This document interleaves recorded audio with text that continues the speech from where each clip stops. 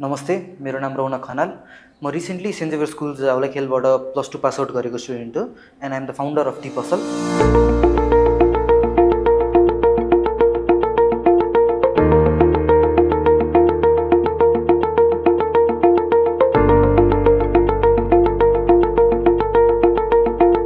अब टी पसल सुरु गरेदेखि अहिलेसम्म चाहिँ हामीलाई मलाई धेरै स्ट्रगलहरू भएको थियो।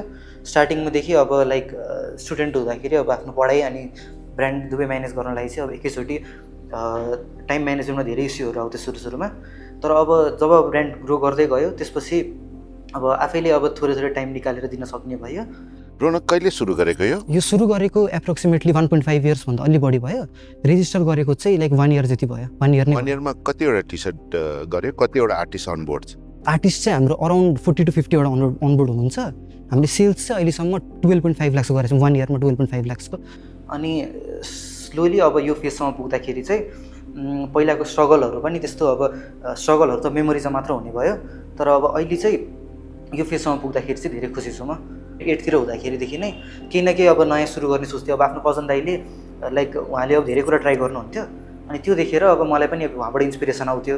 अनि त्यसपछि मेरो दाइले पनि मलाई धेरै लाइक सिकाउनुहुन्थ्यो कि यस्तो यस्तो गर्ने। अनि त्यसपछि तैँले यसरी कोडिङहरू सिक्न सक्छस्, यसरी आफ्नो सफ्टवेयर डिजाइनहरूतिर सिक्न सक्छस्।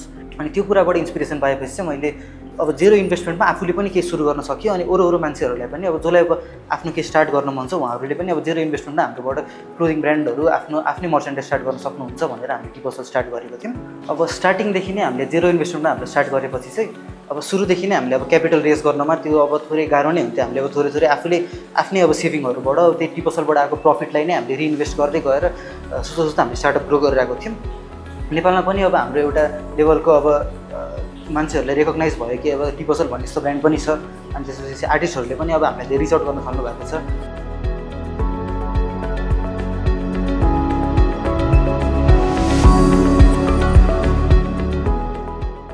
Talking about TVS Nepal, TVS was also one of the sponsors of SAARC tank Nepal.